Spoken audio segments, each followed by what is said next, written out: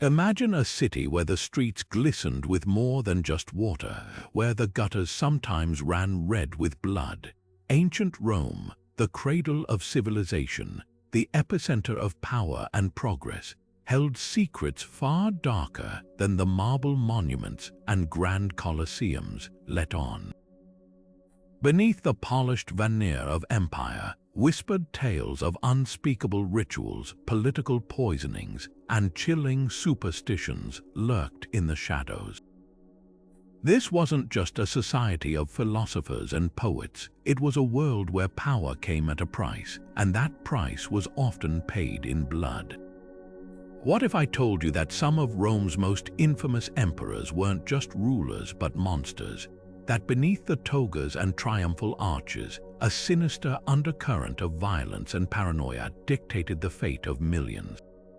The Rome we think we know, the one immortalized in history books, is only half the story.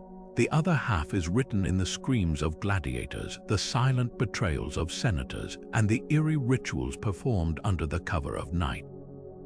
These weren't just isolated incidents, they were part of a system, a culture that thrived on darkness as much as it did on light. Tonight, we're pulling back the curtain on 25 of ancient Rome's best-kept and most unsettling secrets. We'll uncover the truth about forbidden temples, cursed artifacts, and the twisted games of power that shaped an empire. Some of these stories will shock you. Others might haunt you long after this video ends, but one thing's for certain, you'll never look at Rome the same way again. So, are you ready to step into the shadows of history? Let's begin. The first dark secret takes us into the heart of Rome's most notorious dynasty, the Julio-Claudians. Picture this, a royal family where dinner parties weren't just about lavish feasts but deadly games of power. Poison wasn't just a weapon here, it was practically a tradition. Take Emperor Claudius, the man who conquered Britain, only to meet his end not on a battlefield but at his own dining table. The whispers say his fourth wife, Agrippina, served him a plate of poisoned mushrooms, a dish so lethal, even the doctors she hired to save him allegedly finished the job by sticking a feather down his throat, pretending to help him purge the toxins.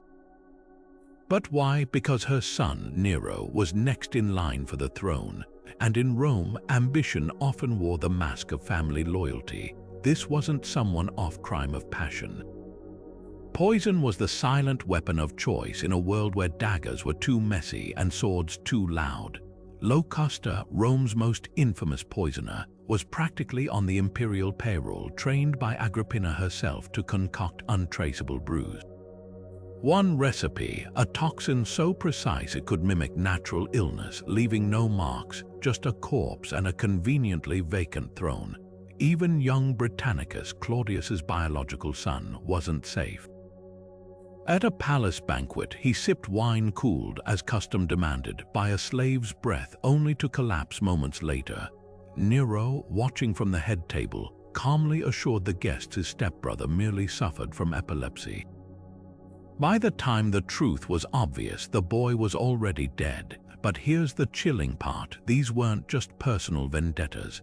Poison became a political tool, a way to rewrite succession without riots or rebellions. The Julio-Claudians didn't just rule Rome, they weaponized trust, turning family meals into final acts. And yet, for all their cunning, not one of these poisoners died peacefully. Agrippina stabbed on her son's orders, Locusta dragged through the streets and executed when Nero needed a scapegoat. In the end, the poison that secured their power became the same poison that destroyed them, a fitting end for a dynasty that thrived in the shadows. Now picture this, a moonlit grove outside Rome where torches flicker and drums pulse in the darkness. The air is thick with wine and sweat as masked figures dance, chanting the name of a god who promised ecstasy but delivered something far more sinister. This was the Bacchanalia, Rome's most forbidden festival, where the worship of Bacchus, god of wine and madness, spiraled into something so terrifying, the Senate stamped it out with fire and steel. At first, these rites seemed harmless, a nighttime gathering where women, slaves, and even aristocrats could shed their social chains. But whispers soon spread of something darker. Initiates spoke of blood-stained altars where animals weren't the only sacrifices. Some claimed they'd witnessed murders disguised as divine frenzy, with victims torn apart by bare hands in the name of Bacchus. Others described forced initiations, new members drugged with hallucinogenic wine, then coerced into unspeakable acts under threat of exposure. The Senate's investigation uncovered a network of secret oaths where conspirators allegedly plotted to overthrow the state itself. The crackdown was brutal. Thousands were arrested, some were executed on the spot, others took their own lives rather than face trial. The Senate's decree didn't just ban the cult, it erased its memory, ordering Bacchic altars smashed and rituals outlawed under penalty of death. But here's the chilling twist. The very violence used to suppress the Bacchanalia mirrored the frenzy it sought to destroy. In trying to root out madness, Rome became what it feared most, a place where suspicion bred brutality, and the line between justice and vengeance blurred into nothing. The roar of the crowd, the clash of steel, the smell of sweat and blood. Gladiatorial games weren't just Rome's favorite pastime, they were a calculated spectacle of domination. While we imagine these battles as Chinese letter fights between skilled warriors, the truth is far more sinister. For every celebrated champion, thousands of nameless souls, prisoners of war, enslaved people, even desperate volunteers, were fed into the arena's meat grinder, their deaths staged to reinforce one brutal message: resistance is futile. Take the infamous Manus of Emperor Trajan, where 11,000 animals and 10,000 gladiators perished in a single marathon of bloodshed. These weren't just games, they were psychological warfare. Conquered tribes forced to fight their own kin, rebels executed not quietly in dungeons but before jeering crowds. Even the rare volunteer, often a bankrupt noble seeking glory, faced rigged odds, with emperors manipulating matches to please the mob. A thumbs down wasn't just a death sentence, it was theater, convincing citizens that even the mighty could fall at the whims of power. But the real horror lay in how Rome normalized the carnage. Parents brought children to watch. Philosophers debated whether a gladiator's courage could redeem his shame. The games twisted morality itself. Crowds cheered for mercy one day, then bayed for blood the next, conditioned to see human suffering as entertainment. And behind it all, the chilling genius of imperial propaganda.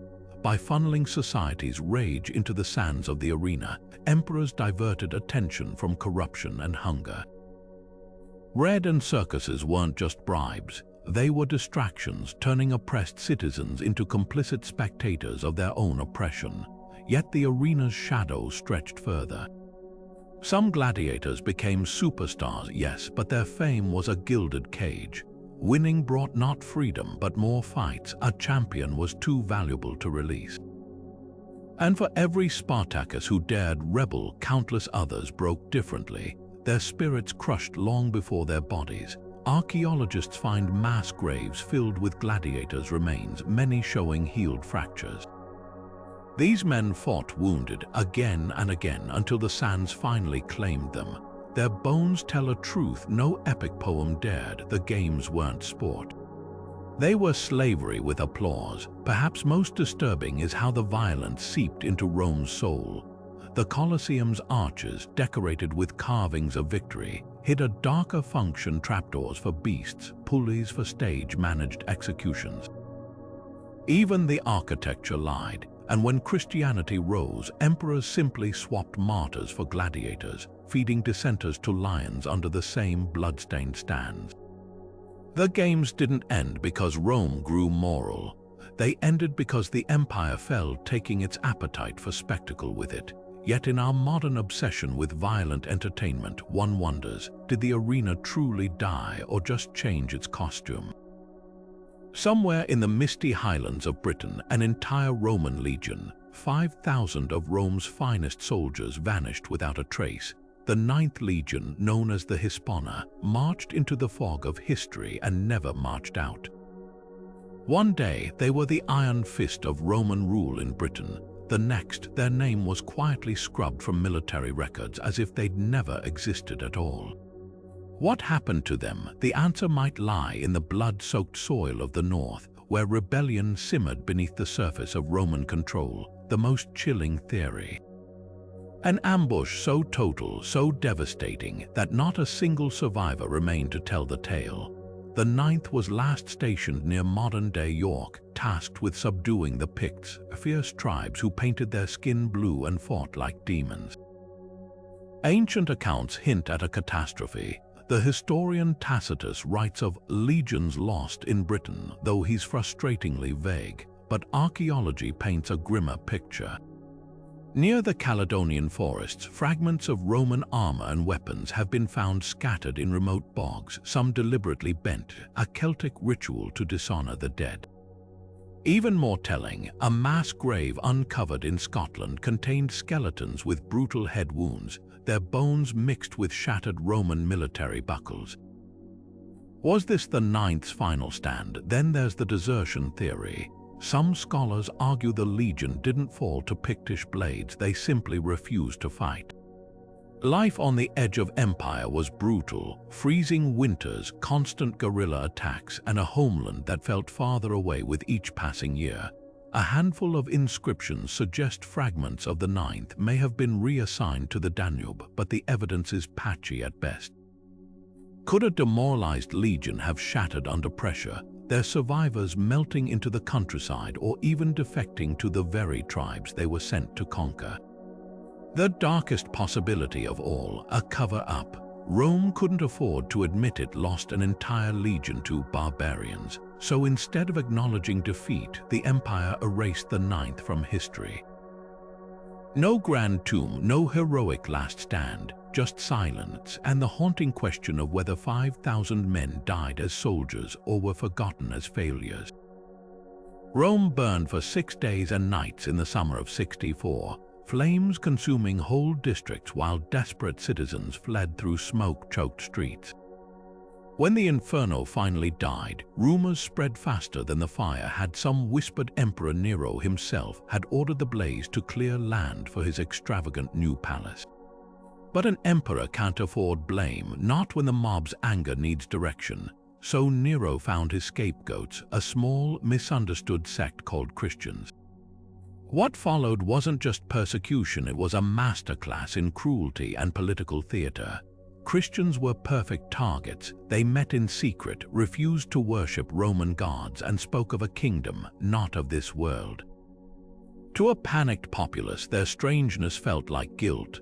Tacitus, no fan of Christians himself, wrote that Nero made spectacles of their deaths, covering them in animal skins to be torn apart by dogs, crucifying them along the Appian Way, even dousing them in pitch and lighting them as human torches to illuminate his garden parties. These weren't just punishments, they were messages. With every scream, Nero reinforced a lie, that Rome's suffering came not from his neglect but from these enemies of humanity. The propaganda ran deep. Christians were accused of incest for calling each other brother and sister, of cannibalism for their ritual bread and wine. Their refusal to sacrifice to the emperor's spirit made them traitors in the eyes of the state. But Nero's brutality backfired. Instead of eradicating Christianity, he gave it martyrs, ordinary men and women who faced agony with eerie calm.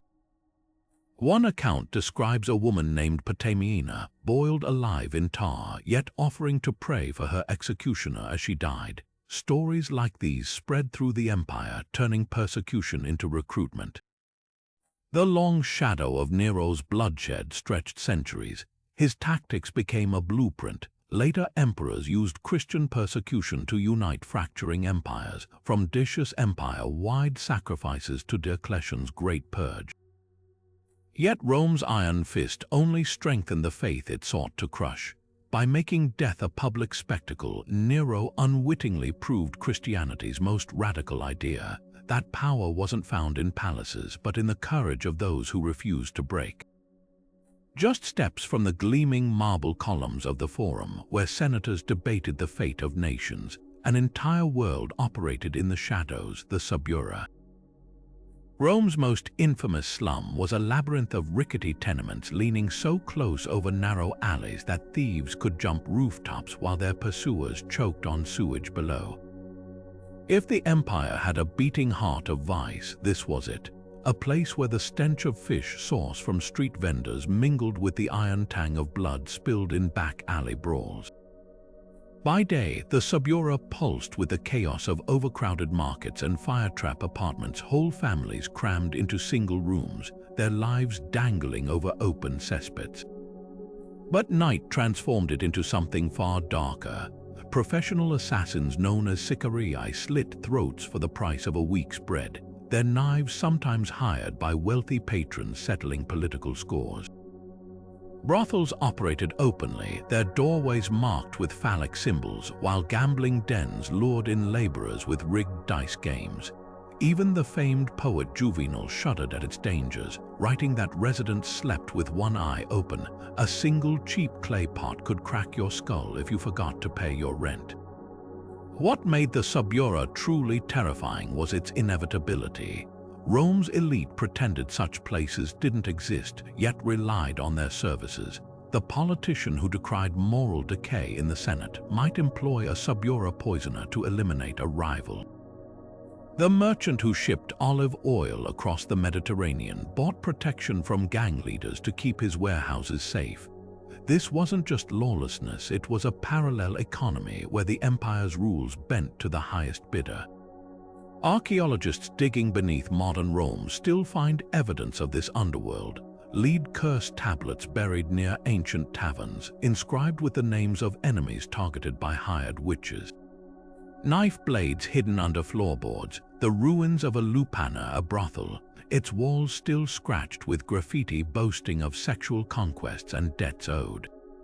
These weren't the grand ruins tourists photograph today.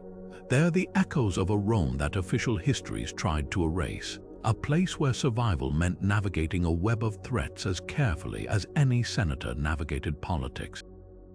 The cruelest irony, the Subura's chaos was nurtured by the very empire that condemned it. When Augustus created Rome's first police force, the Vigiles, their patrols avoided the slum's maze-like alleys. Fires frequent in the tinderbox apartments were left to burn unless they threatened wealthier districts. Even the grain dole, meant to feed the poor, was distributed far from the Subura's heart, forcing desperate residents into criminal networks for survival. The empire needed its underworld not despite its horrors but because of them. The Subura was Rome's pressure valve, a place to funnel the discontent that might otherwise have boiled over into rebellion. And yet from this squalor rose unlikely power. Some gang leaders became kingmakers, their networks of informants and enforcers propping up or undermining political careers. Freedmen who'd scraped their way out of the slums sometimes returned as wealthy patrons, their gold buying a semblance of order. The Subura's story isn't just one of despair, it's proof that even in Rome's darkest corners, ambition refused to die. But at what cost? Walk those streets today and the modern buildings hide the truth that empires aren't built on marble alone, but on the backs of those who lived and died in the shadows they cast. Buried under crossroads, stuffed into wells, and nailed to temple walls, thousands of lead sheets carried the whispered hatred of ancient Rome. These were depictions, cursed tablets, where ordinary citizens paid sorcerers to scribble messages to the underworld, begging gods and demons to punish their enemies. Archaeologists have uncovered over 1,600 of them, each a snapshot of rage, fear, and desperation etched in crooked letters. One from Britain implores the goddess Sulis to melt the lungs and heart of a thief. Another from Carthage demands a rival charioteer's bones shatter like glass before race day. These weren't empty threats. Romans believed words, once bound to metal and given to the earth, became unstoppable. The rituals were chillingly precise. A client would visit a magus, part scribe, part con artist, who'd hammer their fury into thin lead strips. Names were often misspelled, not from carelessness, but to confuse vengeful spirits and ensure curses couldn't be reversed. Some tablets included twisted figurines, their limbs bound with wire, while others listed body parts to be afflicted: eyes, tongues, genitals. A particularly vicious example from Pompeii targets a woman named Vesonia, her name written backward beside a crude drawing of her being devoured by a serpent. The sorcerer then folded the metal, pierced it with nails, each puncture symbolizing a wound, and buried it where chthonic gods lurked: graveyards, battlefields, or the murky depths of public baths. What fueled this obsession? Roman law offered little recourse for the powerless. Slaves couldn't testify against abusive masters. Cheated merchants had no courts to reclaim stolen goods. Even the wealthy lived in constant dread of slander undermining their social standing. Curses became the great equalizer, a way to strike back when justice was out of reach. The sheer variety of targets is telling: love rivals, crooked judges, even doctors who botched treatments. One tablet from a jilted lover begs Pluto himself to rot his ex's womb so she'd never pleasure another man. But the darkest truth lies in who commissioned them. While most cultures blamed misfortunes on random chance, Romans saw malice everywhere: a sudden fever, a rival's curse, a failed harvest, a neighbor's witchcraft. This paranoia created a booming black market. Charlatans sold cursed amulets to the gullible, while genuine practitioners guarded their recipes. Some spells required menstrual blood or grave dirt. The line between religion and magic blurred. Even emperors weren't above suspicion. Tiberius once executed a man for owning a suspicious lead tablet, while archaeologists found curse fragments beneath Caligula's palace, possibly left by terrified staff. The practice outlasted the empire itself. Early Christians, despite condemning magic, wrote their own curses. One 6th century tablet invokes both Jesus and Hecate to blind a thief. Modern excavations still turn up fresh horrors. In 2019, a British team unearthed a tablet wishing its victim would vomit up his own blood. These silent sheets of lead prove a universal truth: where laws fail, darkness rushes in, and Rome, for all its grandeur, thrived on shadows as much as sunlight. Beneath the pristine white robes and sacred flames of Rome's Vestal Virgins lay a world of terror disguised as devotion. Chosen as young girls from noble families, these 6 priestesses were entrusted with Vesta's eternal fire, the literal heartbeat of Rome's survival. But their privilege came at a gruesome price. A Vestal's chastity wasn't just a vow, it was the fragile barrier between order and catastrophe. Romans believed that if a Vestal's purity faltered, so too would the empire's fortunes, inviting famine, plague, or military defeat.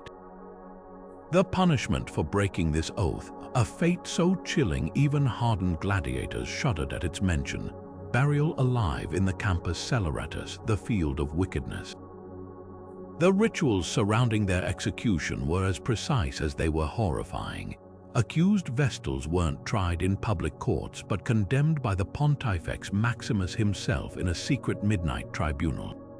Stripped of her sacred ribbons and beaten unconscious to avoid defiling the gods with her screams, the condemned was placed in an underground cell with a single loaf of bread, a lamp, and a bed, grotesque mockeries of the comfort she'd known.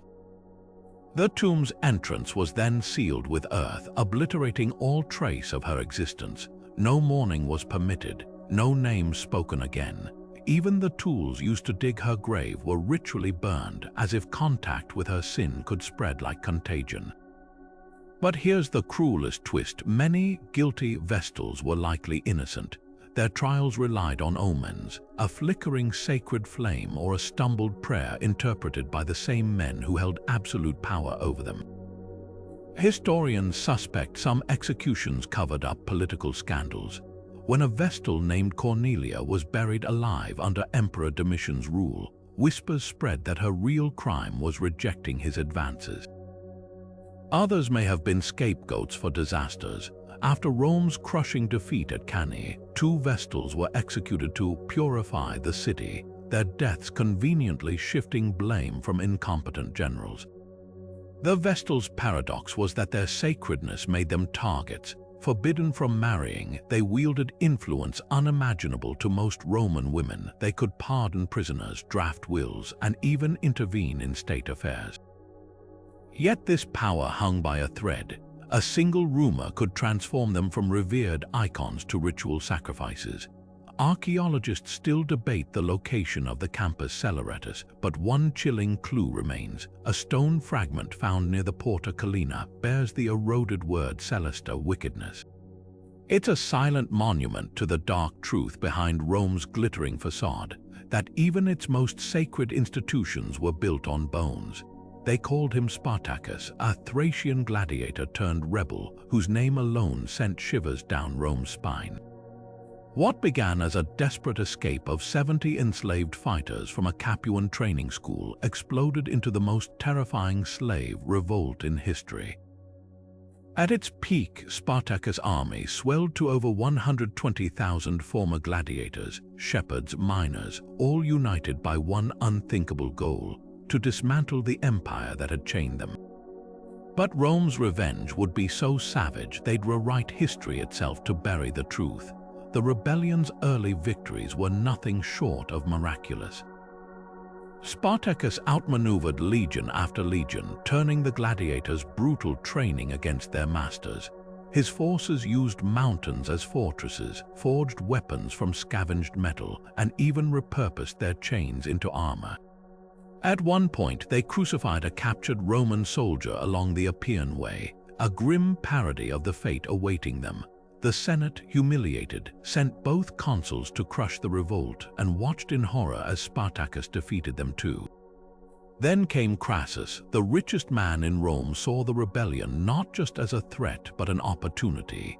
He revived an ancient punishment for deserters' decimation. Every 10th man in his legions was randomly selected and bludgeoned to death by their own comrades. The message was clear: failure meant death, either by rebel hands or Roman ones. When Spartacus finally turned south, hoping to escape by sea, Crassus trapped him. The final battle was less a fight than a slaughter. Spartacus' body was never found, but 6,000 of his followers faced a fate worse than death. For 60 miles along the Appian Way, from Capua to Rome itself, crosses sprouted like poisonous trees. Each bore a living man, their screams muffled by the wind as carrion birds circled. Crassus left the bodies to rot for months, a grotesque billboard warning against defiance. The revolt's true scale was scrubbed from records. Roman historians dismissed Spartacus as a mere bandit. But archaeologists find clues they couldn't erase. Mass graves in southern Italy filled with skeletons showing healed battle wounds. Proof these weren't mindless rioters but seasoned warriors. And near the ancient road, soil tests still reveal unnaturally high calcium levels, the lingering trace of thousands of bones left to bleach in the sun.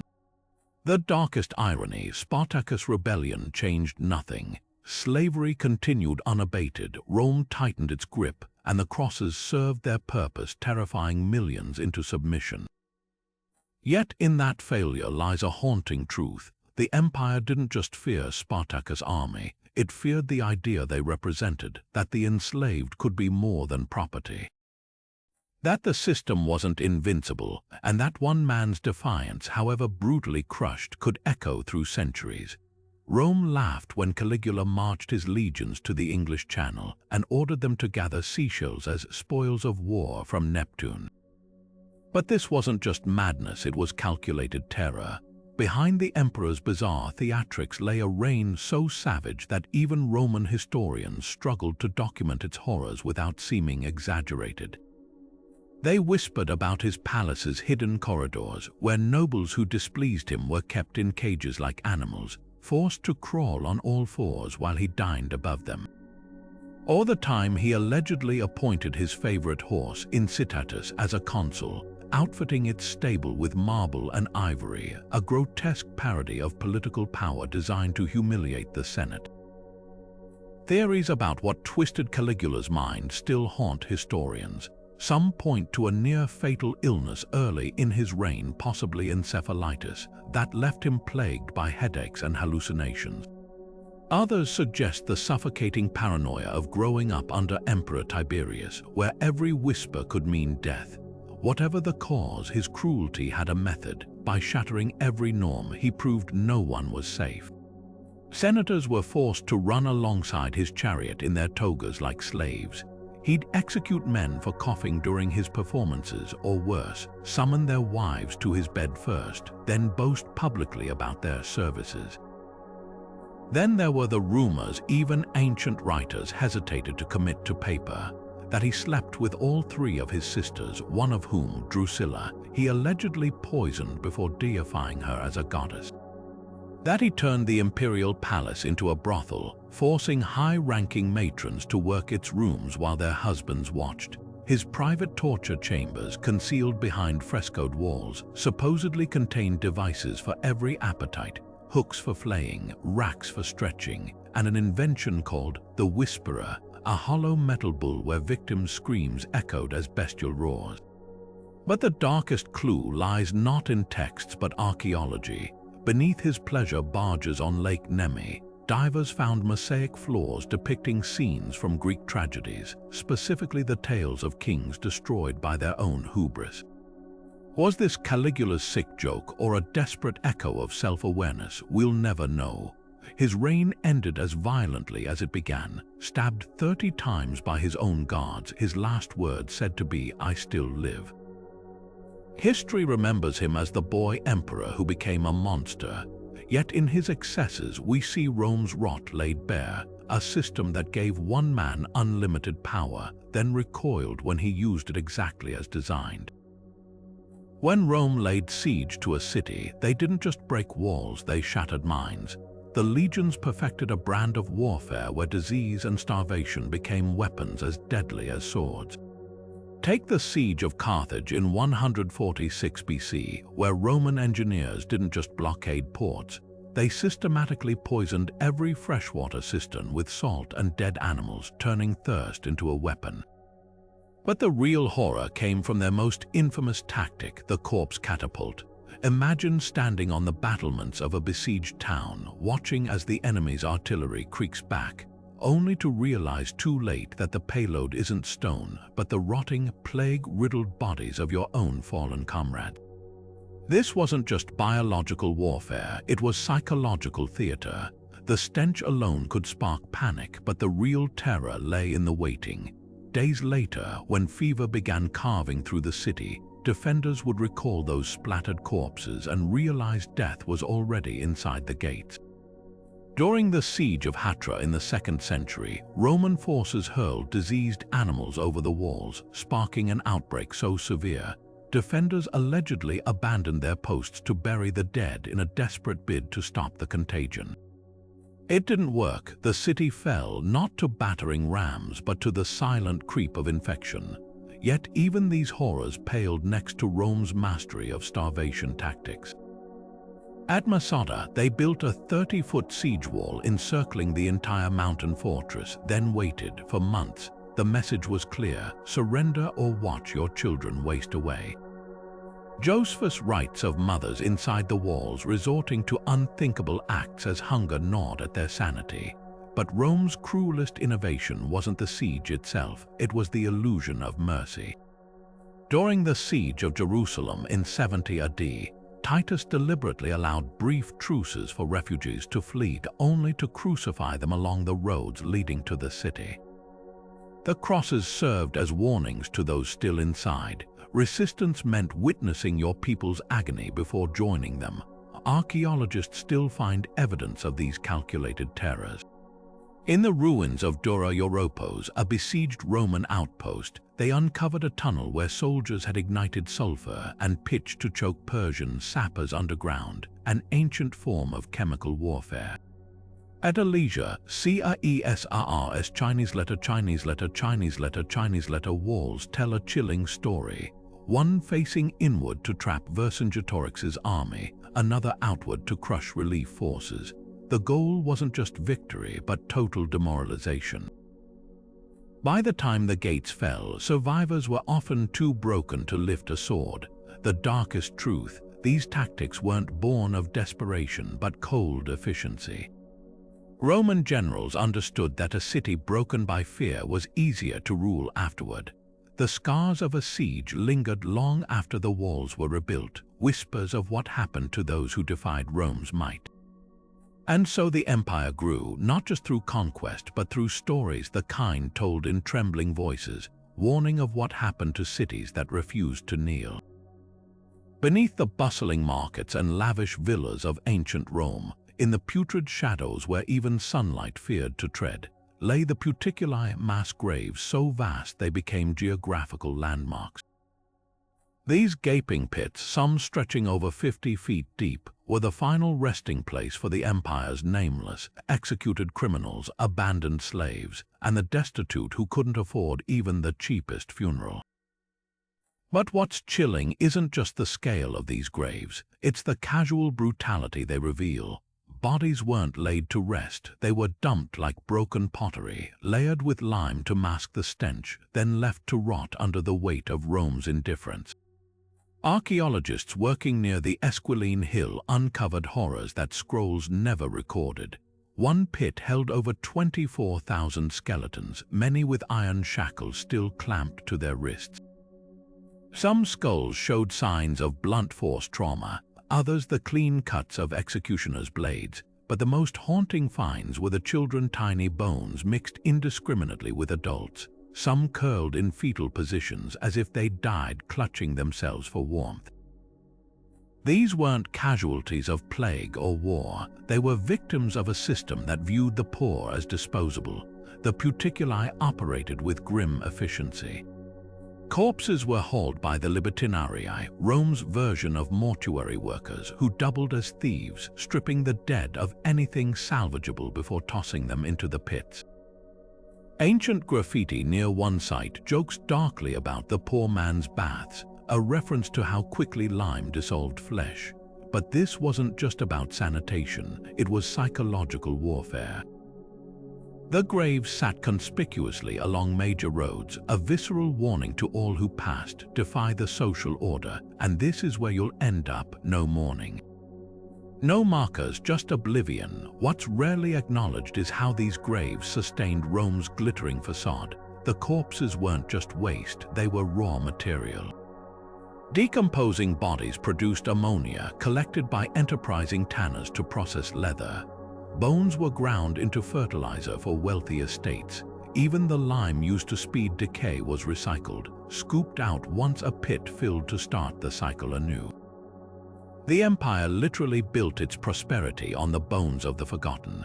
Modern scans reveal another layer of horror. Some skeletons show teeth worn smooth from grinding grain mixed with grit, proof their owners had starved long before death. Others bear the telltale ridges of scurvy, a disease of malnutrition rampant in slums.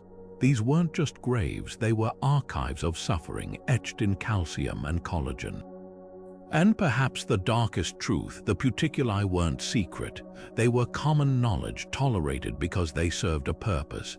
By rendering poverty invisible, Rome could pretend its underclass didn't exist until the pits overflowed and the empire had to dig deeper.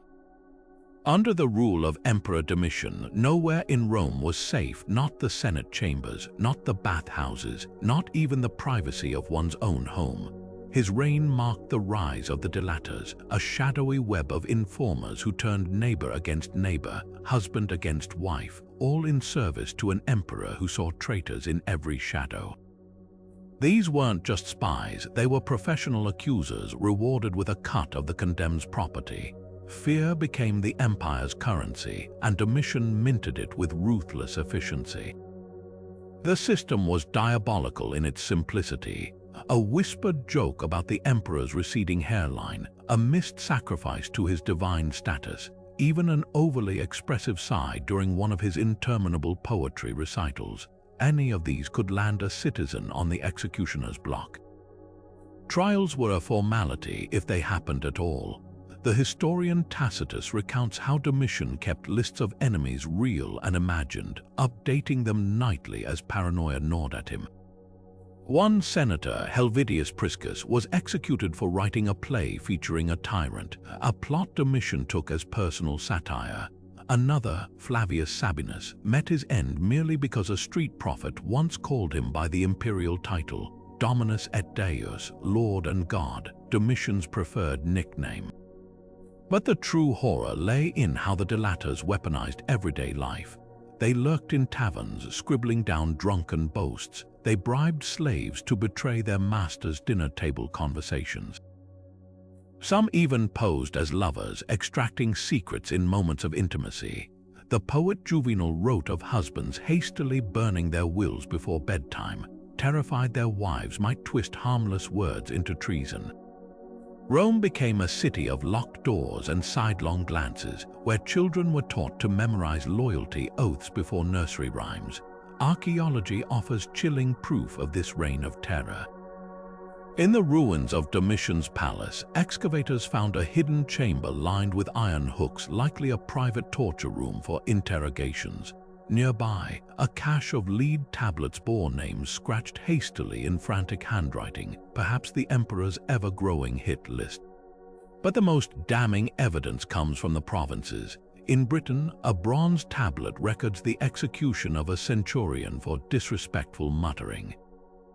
In Egypt, papyri detail soldiers ordered to open private letters, searching for seditious sentiments. The terror only deepened as Domitian's sanity unraveled. In his final years, he took to stalking the palace halls at night, stabbing flies with his stylus while muttering lists of enemies. When his wife Domitia suggested he show mercy, he allegedly forced her to watch the execution of her alleged lover, then demanded she identify the man's severed head in a basket. Yet even this madness had method. By making everyone complicit, the informers who profited, the senators who stayed silent, the commoners who denounced rivals to save themselves, Domitian ensured no one could claim innocence when the axe fell. His end came as it had to, assassinated in a palace conspiracy, his body dragged through the streets by the very officials who'd praised him days before. The Senate famously decreed his name erased from all monuments, but they couldn't scrub away the fear he'd baked into Rome's bones. Years later, Pliny the Younger would write that survivors of his reign still flinched at sudden knocks, their nerves frayed by a terror that outlived its creator. Domitian's true legacy wasn't just the corpses he left behind, but the lesson he taught every future tyrant, that a ruler needn't conquer his people's bodies when he could imprison their minds. At just 14 years old, Emperor Elagabalus didn't just break Rome's rules, he set them on fire and danced around the flames. Born Varius Avitus Bassianus in the Syrian city of Emesa, he was plucked from obscurity by scheming relatives who saw in him a puppet emperor. But once crowned, this teenage ruler proved uncontrollable, unleashing a reign so scandalous that even jaded Romans gasped. His greatest crime, not his orgies or his gender-fluid identity, but his audacity to replace Jupiter himself with an obscure Syrian sun god Elagabal, whose black meteorite idol he paraded through the streets in golden chariots pulled by naked priests. The cult rituals he introduced were unlike anything Rome had seen. Dressed in silk robes and heavy makeup, Elagabalus performed ecstatic dances around altars drenched in bull's blood, forcing senators to kneel before his foreign god. He married a Vestal Virgin, an act so sacrilegious it was previously unthinkable, and allegedly sacrificed children during secret rites, but it was his personal life that became the empire's obsession. Ancient historians claim he offered vast sums to any physician who could give him female anatomy, hosted banquets where guests were smothered under avalanches of rose petals, and even turned the imperial palace into a brothel, personally servicing patrons while wearing a blonde wig. Rome might have tolerated his excesses if not for the money. Elagabalus drained the treasury to fund his god's temple, melting down priceless statues of Roman deities to gild his meteorite idol. When the Praetorian Guard demanded bonuses, he sent them baskets of poisonous snakes instead. The final straw came when he named his lowborn charioteer lover, Hierocles, as heir, bypassing his own cousin Alexander, whom the military favored. His death was as grotesque as his life. In a palace coup orchestrated by his grandmother, soldiers dragged the 18-year-old emperor from a latrine where he'd hidden among the sewage pipes. They butchered him in the street, mutilated his corpse, and tied it to weights so it wouldn't float when dumped into the Tiber. For good measure, they threw his mother's body in after him. The mob then tore through Rome, lynching his priests and smashing the sun god's altars. Within days, the Senate declared his name erased from all records, a fate worse than death in a society built on memory. Yet what makes Elagabalus truly fascinating isn't just the extravagance, but the backlash. His reign lasted barely 4 years, but it exposed Rome's brittle self-image. This wasn't just about morality, it was about identity. By elevating a foreign god above Jupiter, Elagabalus struck at the heart of what it meant to be Roman. The fury he provoked revealed an empire terrified of its own multicultural reality, one that worshipped stability even as it conquered diversity. Archaeologists still debate whether his madness was genuine or propaganda, but one fact remains: no emperor before or after dared to shake Rome's foundations so recklessly. And for that, the sewers became his tomb. Beneath Rome's sun-drenched piazzas lies another city, one of twisting tunnels, stacked bones, and whispers that never see daylight. The catacombs stretch for miles, a labyrinth where the dead outnumber the living. But these underground passages weren't just tombs. They were sanctuaries for the desperate, stages for forbidden rites, and hiding places for those the empire wanted erased. Imagine creeping through these narrow corridors by flickering torchlight, your fingers brushing against the skulls of long-forgotten martyrs, knowing that somewhere in the darkness the living might still be lurking. Early Christians weren't the only ones who sought refuge here. During persecutions, entire congregations vanished into the catacombs, holding secret masses in crypts adorned with crude fish symbols, their code for Christ. But they weren't alone. Runaway slaves carved hidden chambers deeper still, marking walls with curses to ward off pursuers. Counterfeiters set up makeshift mints in abandoned niches, striking illegal coins by the dim glow of oil lamps. And then there were the rumors of pagan cults performing midnight sacrifices in disused chambers, their chants muffled by layers of earth. Archaeologists have found alcoves with altars stained dark with something far older than candle wax, and niches where animal bones lay scattered in unnatural patterns. The most chilling discoveries, though, aren't the bones, but the traces left by those who hid among them. In the catacombs of Domitilla, a child's sandal print remains preserved in the soft limestone floor, as if they'd just dashed around a corner. Scratches on walls reveal where people barricaded passages in haste, and in one secluded chamber, a makeshift crib fashioned from broken sarcophagi still holds the tiny skeleton of an infant likely born underground to parents who never made it back to the surface. Rome tolerated these hidden worlds until it didn't. When authorities finally raided the catacombs in the 3rd century, they didn't just arrest Christians, they bricked up entire sections, sealing living and dead together in suffocating darkness. Yet even this couldn't erase the catacombs' power. Today, their walls tell dual stories: paintings of saints alongside pagan symbols, crosses etched over older marks of Mithra's worship. This wasn't just a graveyard, it was a mirror to Rome's darkest fears, where the outcasts, the rebels, and the forgotten carved their own empire beneath the empire. And if you listen closely to the silence, you can almost hear the echoes of their defiance. Rome had seen violent emperors before, but none quite like Commodus, a ruler so consumed by his gladiator fantasies that he renamed the empire itself Colonia Lucia Annia Commodiana, declaring the 12 months of the year after his many titles. This wasn't just ego, it was the unraveling of a mind that saw itself as Hercules reborn. He'd strut through the Senate in lion skins, carrying a gilded club, demanding statues of himself replace those of the gods. And when the senators dared to murmur, he'd remind them with the point of a sword that he could have them strangled in the baths like his father, Marcus Aurelius, supposedly did to traitors. The arena became his obsession. Unlike other emperors who watched from the stands, Commodus fought personally, though the matches were anything but fair. Opponents were given dulled blades or forced to fight on their knees. Some were even tied together at the wrist, turning duels into grotesque dances of death. The crowd, at first amused, soon realized these weren't games. They were executions in disguise. One particularly chilling display saw him decapitating ostriches in the arena, then strolling up to the senators' seats, the bloody head dangling from his fist as if to say, "You could be next."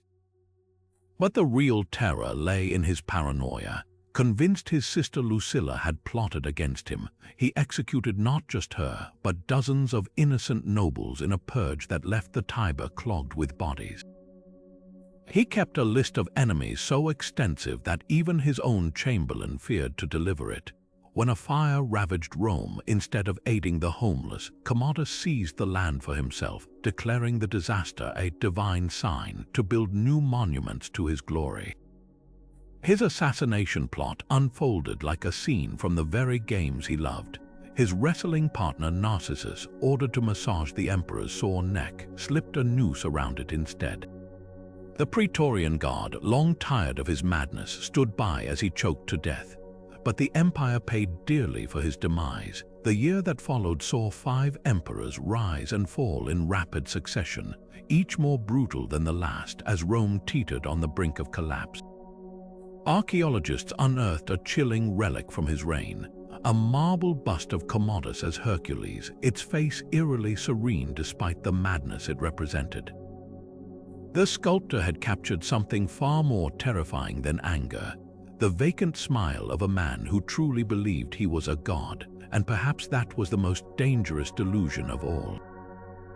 The whip wasn't just a tool in ancient Rome, it was a language. Every lash spelled out the same brutal truth. Slaves weren't people, they were property as disposable as a broken amphora. Forget the sanitized images of loyal household servants. The reality was a system so cruel even Rome's own philosophers winced at its excesses. Take the ergastulum windowless prison farms where rebellious slaves toiled in chains, their necks clamped in iron collars inscribed with "Hold me, I've run away." But physical bondage was just the beginning. Sexual exploitation wasn't an aberration, it was institutional. Slave markets inspected men, women, and children like livestock, forcing them to stand naked while buyers prodded their teeth or assessed their physiques for other uses. Frescoes in Pompeii's brothels still show numbers matching slave tags, turning human beings into menu items. Even elite households practiced this horror. Seneca wrote of masters forcing slaves to pleasure guests, then punishing them afterward for seduction. And if pregnancy resulted, the law was clear: the child belonged to the owner, another asset bred rather than born. The punishments read like something from a nightmare. For minor infractions, slaves might be branded or forced to wear a wooden furka yoke that scarred their shoulders, but resistance brought creative sadism. Some were crucified wearing tunics soaked in pitch, then set alight as garden torches. Others were fed to moray eels in ornamental ponds, their screams part of the evening's entertainment. Archaeologists found one skeleton near Naples with metal weights still chained to its ankles. A runaway drowned as a lesson to others, yet the ultimate cruelty was psychological. Slaves who won freedom often received it through a twisted ritual called manumissio per vindictam, where they were symbolically claimed as property one final time before being freed. Even liberty came stamped with the mark of ownership, and for every slave who bought their freedom, thousands died nameless, their bones mingling in the puticuli mass graves we discussed earlier. The darkest irony: Rome's economy depended on this brutality. Silver mines in Spain operated on such a scale that workers never saw sunlight, their lifespans measured in months. Estate manuals recommended replacing injured slaves rather than healing them. It was cheaper. and when Spartacus' rebellion was crushed, 6,000 crosses lined the Appian Way not just to punish, but to remind every slave passing beneath them resistance was futile. But here's what chills the blood most: we still live with Rome's legacy. The Latin word for slave, servus, gives us servant. The metal collars they wore evolved into modern pet tags. Even our language carries echoes of a system that treated people as things. And that may be the most unsettling secret of all: how easily humanity's worst instincts get repackaged but never really disappear. The streets of Rome had never known such silence. In the year 250, a sickness arrived like a thief in the night, one that didn't just kill but unraveled the very fabric of empire. They called it the Plague of Cyprian, after the bishop who chronicled its horrors, though no scroll could truly capture the scope of the suffering. Victims collapsed mid-sentence, their tongues blackening before the fever cooked them alive. Markets stood abandoned, their stalls overflowing with rotted food. And in the countryside, entire villages became ghost towns overnight, their doors left swinging in the wind, the dead still hunched over their last meals. This wasn't just a disease, it was a crisis of faith. Romans watched as their state gods failed to stop the dying, while Christians proclaimed it divine retribution for idolatry. The Emperor Decius, desperate for scapegoats, doubled down on persecutions, ordering empire-wide sacrifices to appease the heavens, but the plague mocked such efforts. City officials burned corpses in towering pyres that glowed day and night, the smoke so thick it blotted out the sun. Eusebius, an eyewitness, wrote of dogs gone mad from feasting on human flesh, while rumors spread of families barricading sick loved ones inside their homes, alive to avoid infection. The worst accounts came from the frontier. In Alexandria, where the Nile's waters carried bloated bodies out to sea, survivors spoke of markets selling human meat disguised as pork. A fragmentary letter from Carthage describes a woman tried for butchering her neighbor's child, claiming starvation left no choice. Whether these tales were true mattered less than their effect. Civilization itself seemed to be eating its own. Archaeology paints an even grimmer picture. Mass graves from the period show no careful burials, just tangled skeletons thrown haphazardly, many with hands clapped over their mouths, as if their last instinct was to block the miasma they believed carried death. Soil samples revealed traces of mercury, and crushed gemstones failed cures that poisoned more than they healed. And in Rome's sewer systems, archaeologists found votive offerings tossed in desperation. Tiny lead curses begging gods to spare households, mixed with Christian symbols scratched onto pottery shards. The plague's true culprit remains debated: smallpox, Ebola-like hemorrhagic fever, even a now extinct pathogen. But its legacy is undeniable. By the time it faded around 270, half the empire's population may have perished. Farms lay fallow, legions stood depleted, and the once unshakable Roman confidence in order and progress lay in ruins. Cyprian himself captured the existential dread, writing that the world seemed to be dissolving. And in a way, he was right. The plague didn't just kill people, it killed an era, leaving behind a hollowed-out world where old certainties collapsed like fever-ravaged bodies. The empire would recover, but never again would it feel invincible. The scars ran too deep. The name Messalina still drips with venom 2,000 years later, a byword for sexual depravity and political treachery. As Emperor Claudius' third wife, she wielded immense power, but ancient historians painted her as something far darker. A schemer who turned the imperial palace into a brothel, then dared to marry her lover while Claudius was away. The truth, buried beneath layers of salacious gossip, reveals a woman whose real crime wasn't lust, but ambition that threatened Rome's fragile power structure. Our most lurid account comes from Tacitus, who claimed Messalina organized nightly competitions in the palace gardens, challenging Rome's most notorious prostitute to see who could service more men in a single evening. According to him, she won with a staggering 25 partners. Juvenal piled on, describing her working incognito in a high-end brothel, wearing a blonde wig and charging top prices, until the madam finally kicked her out at dawn. But here's the problem: these stories surfaced years after her death, penned by men with agendas.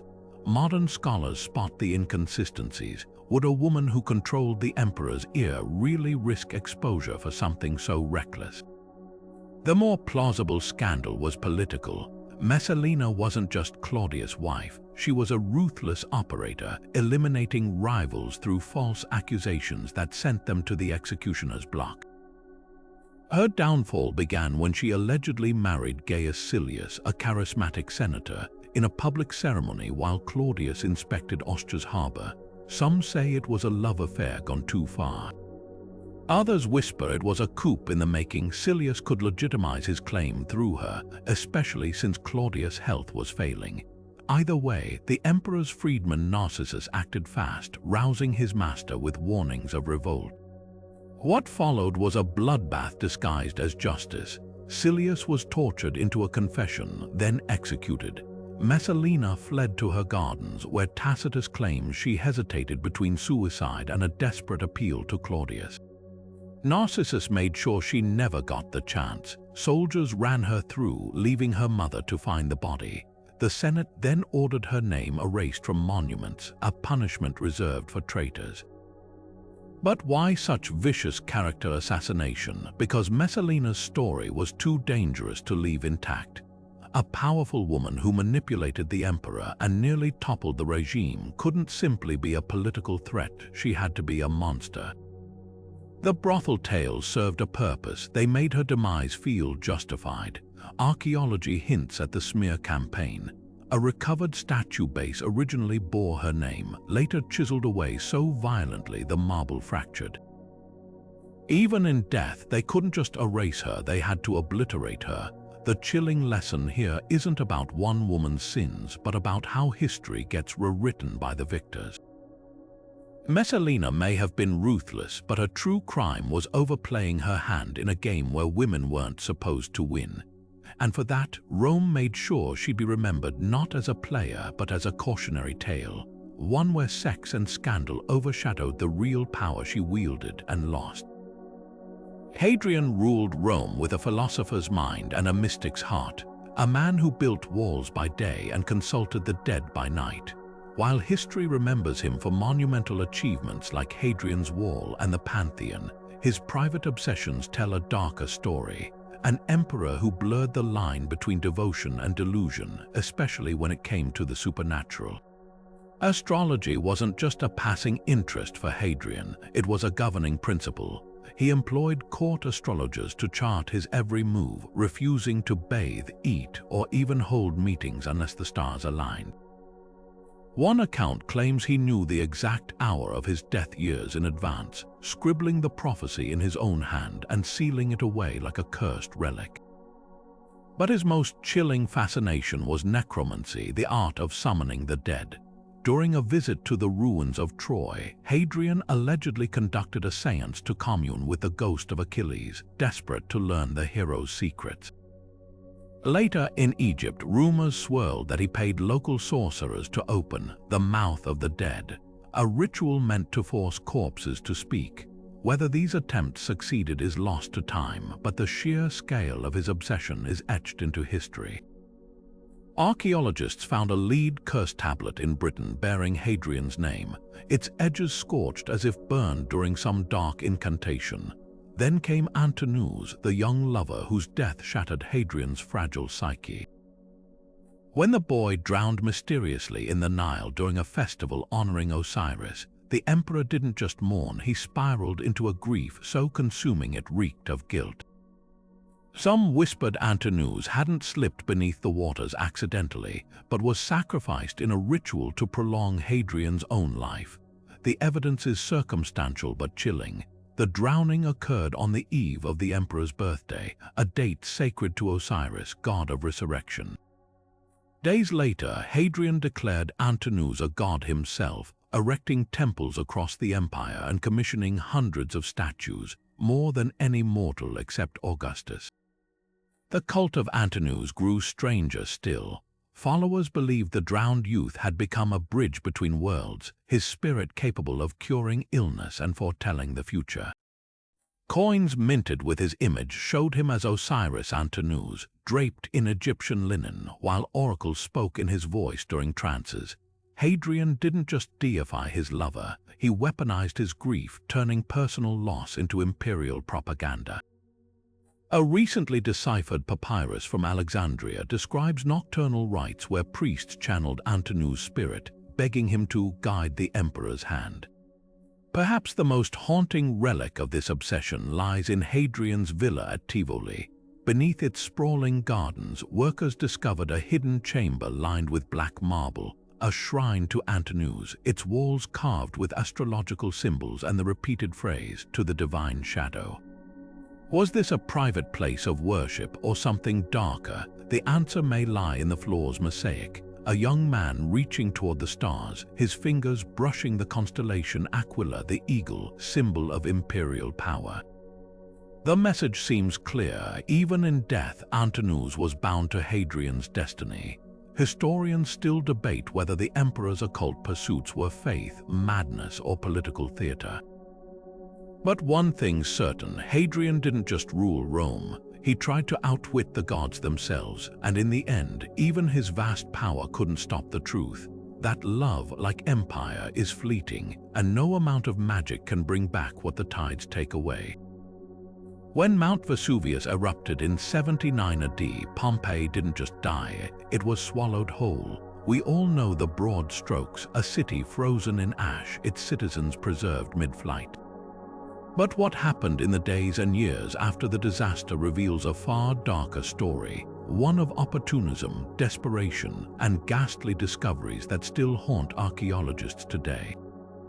In the immediate aftermath, while the ash was still warm, looters swarmed the ruins like vultures. These weren't just random thieves, many were the city's own survivors, clawing back through the debris to retrieve family heirlooms or valuables buried under the pumice. They left behind eerie trails, holes hacked through walls, shattered chests pried open with iron bars, even skeletons found clutching bags of coins, cut down by later eruptions as they tried to escape. But the most sinister looters were the professionals. Wealthy Romans sent teams of slaves to pillage the ruins systematically, targeting temples for their gold and villas for art. One fresco in Naples' Archaeology Museum shows a gang of these grave robbers at work, their faces eerily casual as they dismantle a doomed city. Then there were those who never left. Not all the plaster casts, those haunting voids where bodies once lay, capture peaceful repose. Some tell grisly tales of last-minute terror. In the gladiator barracks, 2 chained skeletons were found near the gate, their wrists raw from yanking against iron manacles. Were they prisoners abandoned to die, or fugitives trapped by their own comrades? Nearby, a cellar revealed 12 more victims, huddled together under a staircase with their meager valuable silver spoons, a handful of coins, as if they'd hoped to wait out the disaster. The ash didn't just preserve their bodies, it preserved their despair. But the most chilling finds aren't the famous poses, the lovers entwined, or the child curled beside a parent. It's the smaller details, a bakery's oven still full of charred loaves, never retrieved, a dog's contorted form, its collar embedded in the plaster, and in one lavish villa, a single sandal print leading away from a half-packed trunk, as if someone had hesitated between treasure and survival. These aren't just artifacts, they're frozen moments of human frailty. The darkest secret of Pompeii isn't its destruction, it's what the ruins confess about the living. The hastily scrawled graffiti on a tavern wall, boasting of stolen goods. The secret tunnels dug beneath the ash by later treasure hunters, their wooden supports still standing after 2 millennia. Even the way some bodies were moved post-mortem, their bones rearranged by early excavators for more dramatic displays. We like to think of Pompeii as a time capsule, pristine in its tragedy. But the truth is far messier, a place where disaster didn't bring out the best in humanity, but laid bare our ugliest instincts, and that's a lesson no plaster cast can soften. Before the Colosseum's grandeur, before even the Republic's rise, Rome's foundations were soaked in something far more primal: ritual blood. Long after their neighbors abandoned the practice, early Romans reportedly performed human sacrifices so shocking, later generations tried to erase them from history. The darkest of these rites unfolded in the Forum Boarium, the city's ancient cattle market, where underground chambers held horrors no historian dared describe in full. In moments of existential crisis, plagues, military defeats, omens of impending doom, Rome turned to a grisly solution: the ritual interment of living foreigners. Greek historians like Plutarch vaguely alluded to pairs of Gauls and Greeks being buried alive beneath the Forum, their deaths meant to strengthen the earth with the vitality of Rome's enemies. But archaeologists digging near the Temple of Hercules in 2011 uncovered something far more concrete: a series of underground cells containing skeletons still shackled at the ankles, their bones arranged in unnatural, almost ritualistic positions. One skeleton clutched a lead tablet inscribed with Etruscan curse symbols, its text invoking the hunger of the earth gods. What makes these sacrifices uniquely disturbing is their bureaucratic precision. Roman records from the 3rd century BC mention sacra extraordinaria, extraordinary rites requiring approval from the Senate itself. Livy describes how after the disastrous Battle of Cannae, when Hannibal's forces slaughtered 80,000 Romans, priests consulted the Sibylline books and ordered 2 Vestal Virgins buried alive for breaking their vows, likely a sanitized version of an older, darker tradition. The same scrolls prescribed burying a pair of Gauls and Greeks during the Panic of 228 BC, proving the practice persisted well into the Republic's enlightened era. The mechanics of these killings reveal cold calculation. Victims weren't simply tossed into pits, they were lowered into stone-lined shafts with ritual offerings, figurines of bound prisoners, jars of fermented milk, and iron nails hammered into the walls in occult patterns. Modern forensic analysis shows some victims survived days underground, their fingernail grooves clawed into the stone before starvation or suffocation took them. But why this particular method? Ancient texts hint at a belief that the mana, the life force of strong outsiders, could be absorbed by the soil itself, transforming foreign strength into Roman fertility. Later emperors, embarrassed by these barbaric origins, tried rewriting history. Augustus boasted of abolishing human sacrifice, yet excavations near his mausoleum revealed 3rd century pits filled with bound skeletons, proof the old ways died hard. The poet Horace even mocked the hypocrisy, writing that Rome now drowned its crimes in perfume, hiding violence behind marble facades. The truth, as always, lay somewhere in the dirt. Those silent chambers beneath the Forum Boarium weren't just graves, they were the dark womb from which an empire clawed its way to power, and like all buried things, they refused to stay forgotten. Alexandria's streets ran red with more than just the Nile's silt in the year 215. Emperor Caracalla, a man so paranoid he slept surrounded by a personal guard of gladiators, arrived in the city under the guise of pilgrimage, but what followed was no holy visit.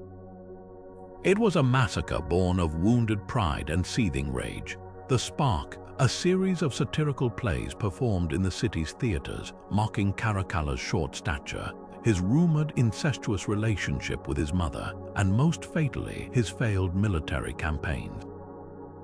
The jokes stung deeper because they were true, and in Rome, truth was treason when it touched the emperor. The retaliation was methodical in its brutality. First, Caracalla feigned goodwill, inviting Alexandria's youth to a grand assembly under the pretense of forming an elite new military unit. Thousands arrived, eager for imperial favor. Then the gate slammed shut. Soldiers, many of them Germanic mercenaries with no ties to the city, fell upon the unarmed crowd with spears and swords. Panic erupted as bodies piled in the streets, the screams drowned out by the rhythmic clang of armored boots advancing block by block. But Caracalla wasn't satisfied with just the young men. His troops fanned out, ransacking homes, dragging families into the open, even slaughtering patients in the city's famed medical quarters. The historian Cassius Dio, no friend to Alexandria, still wrote in horror of infants tossed from rooftops like discarded fruit. What makes this massacre uniquely chilling isn't just the scale, estimated at 20,000 dead, but the cold precision behind it. Caracalla didn't just kill, he erased. His engineers demolished entire neighborhoods where the satires had been performed, salting the earth to prevent rebuilding. Scrolls from the library of Alexandria's annex were burned, their ashes mixed with the blood in the gutters. The emperor even issued coins commemorating his triumph, depicting him crowned by victory herself, a grotesque rewriting of history in real time. Archaeology confirms the horror. In 2010, workers digging near the ancient harbor uncovered a mass grave filled with skeletons bearing the telltale marks of execution. Clean sword cuts to the back of the neck, the Roman military's signature killing stroke. Mixed in were fragments of comedy masks, their grinning mouths smashed inward. The darkest find, a child's bracelet etched with a crude drawing of a man in a crown, likely Caracalla, being pelted with stones. Whether defiance or prophecy, the artist's fate is easy to guess. Caracalla's rage didn't end in Alexandria. He spent the next year purging his own court, convinced the mockery had been orchestrated by enemies in Rome. But the bloodshed couldn't silence the truth. Within months, graffiti across the empire depicted him as a snarling dwarf clinging to his mother's robes. His eventual assassination came not from a rebel's blade, but his own bodyguard, a man who, according to legend, paused mid-thrust to quote one of the very jokes that had started it all. Poetic justice, perhaps, but cold comfort for a city that paid the price for laughter in a currency no one should ever spend. The cult of Isis arrived in Rome like a whispered secret, carried by sailors and merchants from Egypt's glittering shores. At first, her temples stood quietly beside bakeries and bathhouses, offering something Roman gods couldn't: personal salvation. Worshippers knelt before statues of the goddess cradling her infant Horus, their rituals pulsing with drums and sistrums rather than the cold formality of state sacrifices. But what began as an exotic curiosity soon became an empire-wide obsession, and that's when the knives came out. Rome tolerated foreign gods when they knew their place, but Isis threatened to rewrite the rules. Her initiates, both men and women, drank sacred Nile water, swore oaths of secrecy, and underwent dramatic rebirth rituals where they died only to emerge reborn in her light. Most dangerously, they answered to priests, not the Senate. By the reign of Augustus, Isis had more followers in Rome than Jupiter. Senators whispered in panic about nocturnal ceremonies where devotees supposedly walked through fire unscathed or communed directly with the goddess herself. The final straw came when rumors spread of highborn women donating their fortunes to Isis's temples instead of their husbands' estates. The crackdowns were swift and brutal. In 19 BC, Augustus ordered the Isis temple near the capital demolished. In Rome's schizophrenic way of persecuting what it also coveted, the very same emperor later rebuilt it, but on his terms, smaller and further from power. The real bloodletting began under Tiberius, after a scandal involving a noblewoman and an Isis priest accused of impersonating the god Anubis to seduce her. The Senate declared the cult a plague on morality. Followers were crucified along the Tiber, their temples looted, their sacred Nile water dumped into sewers in a deliberate insult. Yet the darkest twist wasn't the violence, it was how Rome weaponized architecture against the goddess. Excavations under modern Florence revealed an Isis shrine deliberately buried beneath a new sewer line, her statues placed face down in the filth. In Ostia, workers found an altar to Isis hacked apart and used as rubble in a warehouse foundation. These weren't just acts of suppression, they were magical attacks meant to desecrate the goddess's power in this life and the next. But Isis outlasted her persecutors. Underground worship persisted, symbols hidden in plain sight. frescoes of Io, whose myth Rome twisted to absorb Isis's imagery, amulets refashioned as fashionable Egyptian trinkets. When Vesuvius erupted, archaeologists found a Pompeian baker's shrine to Isis hidden behind a false wall, her painted eyes still watching over sacks of grain. By the 4th century, emperors like Julian would openly embrace her again, proof that no amount of blood could extinguish a goddess who promised what Rome never could, that death wasn't an end but a door. Alexander Severus was supposed to be Rome's golden boy, a child emperor who ruled with his mother's guidance, praised for his fairness and temperance in an age of tyrants. But on a cold March morning in 235, the 26-year-old emperor lay dead in his tent, butchered by the very soldiers sworn to protect him. The official story claimed it was a spontaneous mutiny, a flash of anger over his attempts to negotiate with Germanic tribes instead of crushing them. The truth, his assassination reeked of conspiracy, a carefully plotted coup that plunged Rome into 50 years of chaos known as the crisis of the 3rd century, and the clues to who really ordered his murder have been hiding in plain sight for centuries. Look closer at Alexander's final hours and nothing adds up. The attack didn't happen on the battlefield or in some lawless camp. It unfolded inside the imperial headquarters, where only high-ranking officers could enter. The killers weren't the usual grumbling rank-and-file troops, but Praetorians, the elite guard whose loyalty came at a steep price, and strangest of all, the man who emerged as emperor just hours later, Maximinus Thrax, wasn't even present when the murder occurred. He was miles away, conveniently positioned as the only viable successor. Coincidence? Hardly.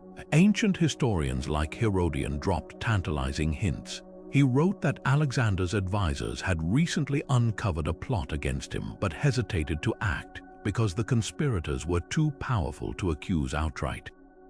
Then there's the matter of money. Alexander's reign had been frugal, slashing military bonuses to replenish the treasury. Yet after his death, records show sudden, massive payments to key legions. Who authorized those funds? The new emperor, of course, paying off the killers who handed him the throne. But the most damning evidence lies in what happened next. Maximinus didn't just take power, he launched a purge. Alexander's mother, Julia Mamaea, was murdered alongside him, her body denied burial. Loyal senators vanished overnight. Even the emperor's modest reforms, like granting citizenship to frontline troops, were reversed overnight. This wasn't just a change in leadership, it was an erasure. And when Maximinus' own reign collapsed in bloodshed 3 years later, the pattern repeated: emperors rising and falling at sword point, the empire fracturing into warring states. Archaeology tells us what the histories won't. In Alexander's hometown of Arca Caesarea, inscriptions praising him were defaced within weeks of his death. Coins minted in his final month show unusual scratches, likely sabotage at the mint. And in the Rhine forts where he was killed, excavations unearthed a hidden cache of letters between officers, their wax seals pressed with the same ring. The messages are lost to decay, but their very existence hints at coordination. These weren't the acts of angry soldiers, they were the fingerprints of a shadow coup. The murder of Alexander Severus wasn't just the death of an emperor. It was the moment Rome's fragile illusion of stability shattered. In trying to prove strength by killing a peacemaker, the conspirators unleashed the very chaos they'd claimed to fear and set the stage for an empire's slow unraveling. Perhaps that's the darkest secret of all. Sometimes the greatest crimes aren't committed against rulers, but against history itself, leaving behind only whispers and bloodstains where the truth should be. From the poison-laced dining tables of the Julio-Claudians to the mass graves of the forgotten poor, Rome's darkest secrets reveal an empire built as much on blood as on marble. We've uncovered forbidden rituals where senators buried enemies alive to strengthen the earth, traced the whispers of plague-stricken streets where half the population vanished in weeks, and stood in the shadow of crosses lining the Appian Way, each a grim reminder that Rome's glory was paid for in terror. Think of Messalina, her name scrubbed from history not just for lust but for daring to wield power as a woman, or Caracalla, who drowned an entire city in blood over a joke. Even the Colosseum's roaring crowds couldn't mask the truth. This was a civilization that fed on suffering, masking its brutality behind grand arches and golden statues. But here's what chills the bones: these 25 secrets are just the fractures we can see. How many more horrors lie buried beneath centuries of dust and deliberate silence? What of the lost scrolls burned by paranoid emperors, the unmarked graves of slaves who built empires they'd never share, the curses still pressed into lead, waiting to be unearthed? Rome didn't just hide its darkness, it encoded it in laws, etched it into walls, whispered it in the smoke of sacrificial fires. So tell me this, when we admire the ruins today, walking those sunlit cobblestones, are we seeing a fallen utopia or a monster's bones? The real secret isn't that Rome was cruel, it's that we still struggle to reconcile its beauty with its brutality. And that leaves one last haunting question: what other truths are still waiting in the shadows? If you've got theories, or if one of these secrets left you reeling, drop them in the comments, because history isn't just about the past. It's about who we choose to remember and what we dare to uncover next.